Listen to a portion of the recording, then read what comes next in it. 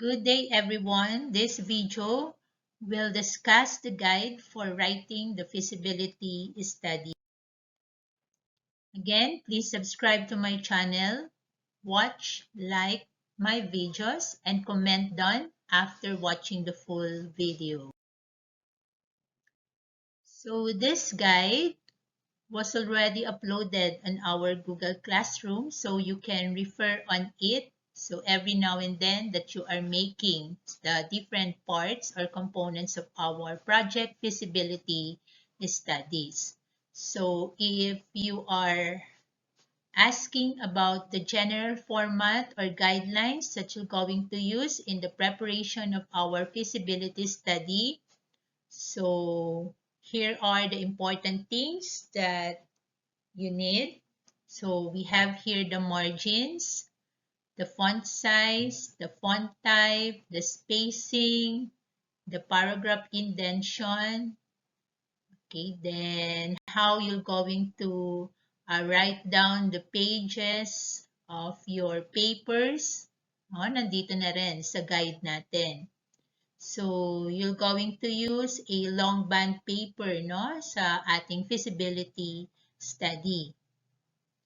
So, if we will be talking about the page number, yung page 1 natin, mag-i-start yun sa project background, Hindi doon sa cover page ng feasibility study natin. Okay, so we will be having the cover page of our feasibility study. So, i-work out pa natin paano natin mapapa-hardbound itong ating feasibility study. So, mag-usap na lang tayo during our online class. Kasi before, yung cover natin ng feasibility study natin, so naka-hardbound siya, black siya or maroon. Then, kung ano yung nasa title page natin, yun din yung nakalagay sa cover page natin.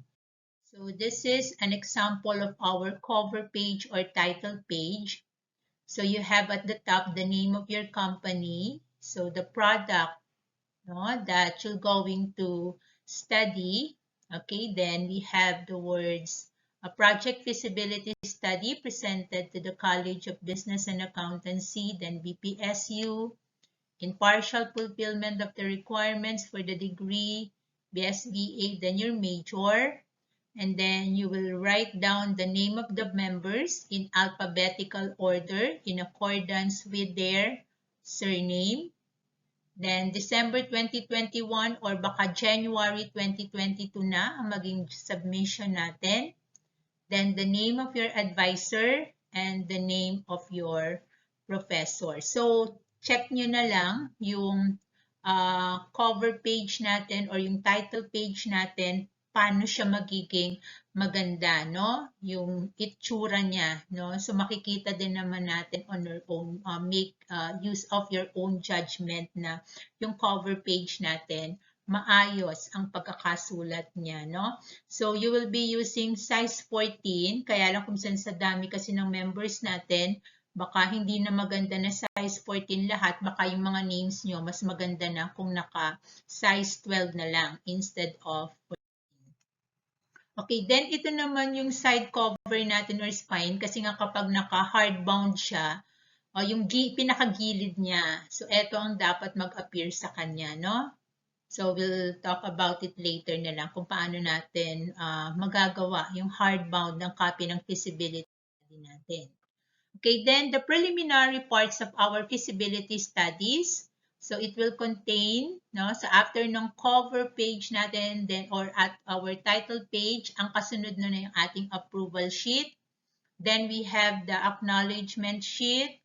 Then we have the table of contents, the list of tables, the list of figures. Then we have the executive summary. So that will be the arrangement ng ating feasibility study once you're going to submit it in acknowledgement sheet, So sa acknowledgement sheet natin, okay, so we have to be grateful, kung sino yung mga may naging contribution, yung mga naging source of knowledge natin yung mga nag-guide sa atin in the preparation of our feasibility study, or kung meron kayong mga sponsors dyan. So, nasa sa inyo na, pasalamatan nyo na lahat ng gusto ninyong pasalamatan, no?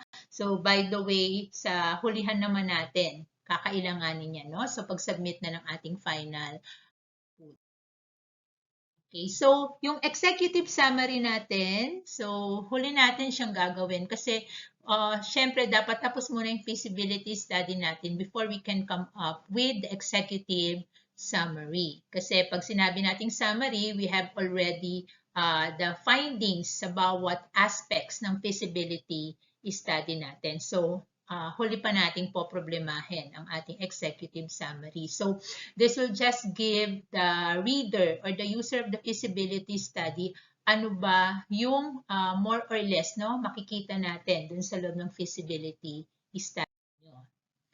Okay, so in making the executive summary natin, so here are the important things that you have to remember. So yung mga format ng pagkakasulat natin, no?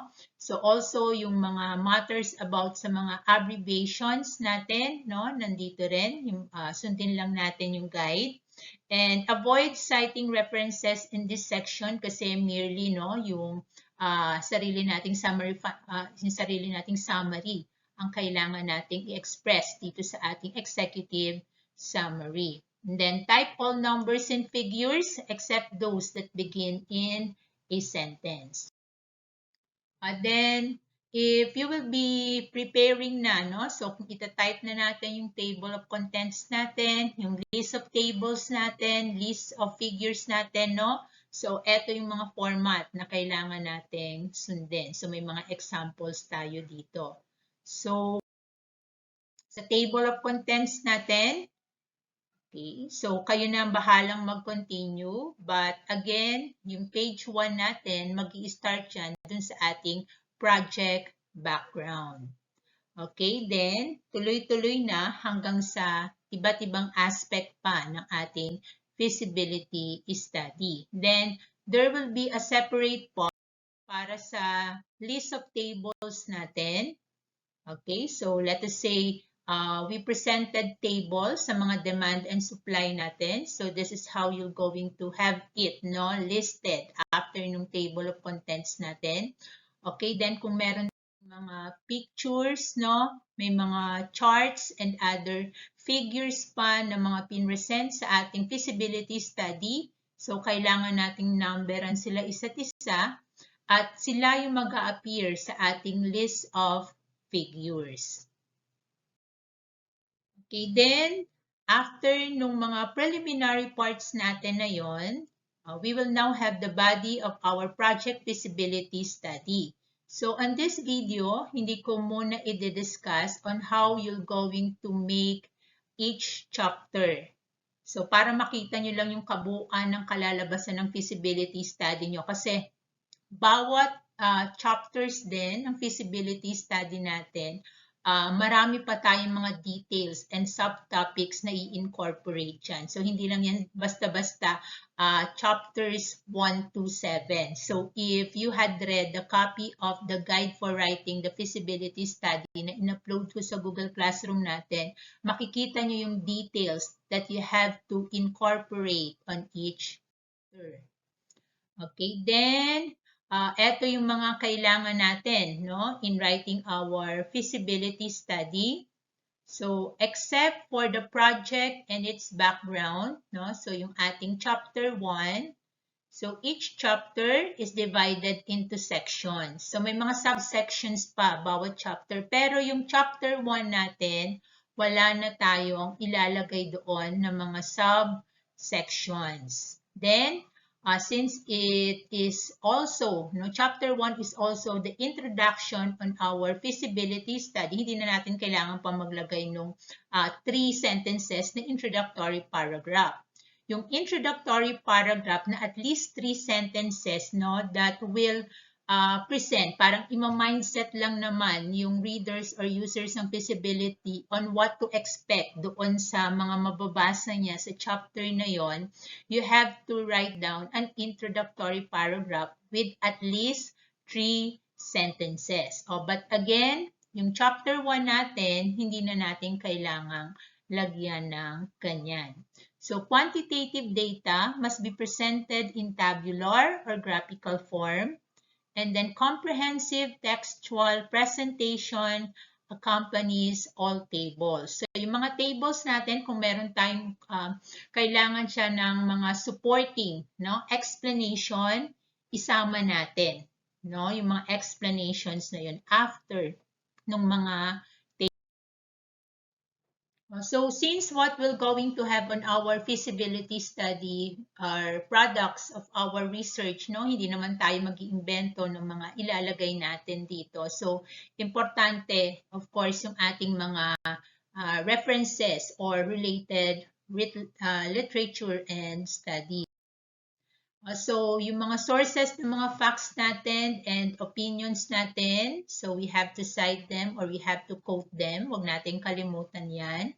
So, yung mga sources natin, so lahat na yan dapat mag-reflect doon sa reference section ng ating feasibility study. So, if you will be presenting charts, so ayusin lang natin. Kailangan maganda talaga yung mga presentation natin. Kung meron tayong mga drawings, mga figures, mga perspective na mga ilalagay, so syempre, iayos natin siya na mag-fit para doon sa long band paper natin considering the margins, no?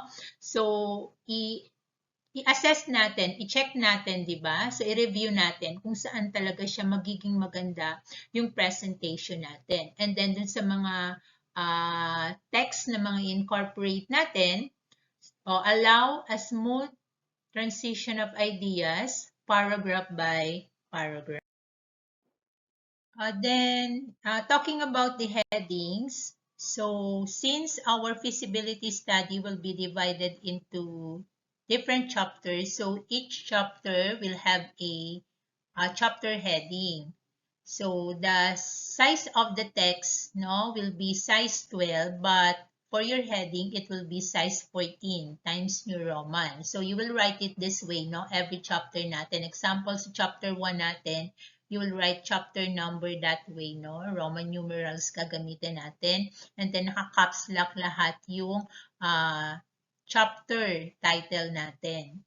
And if you will look at the guide na binigay ko doon sa Google Classroom natin, meron doon mga naka-red na text. So, yung mga naka-red na yon, those are our subsections. So, since the body of our feasibility study is divided into 7 main chapters, so magkakaroon tayo ng chapter 1 hanggang chapter 7. So, ito yung mga magiging headings ng ating bawat chapter.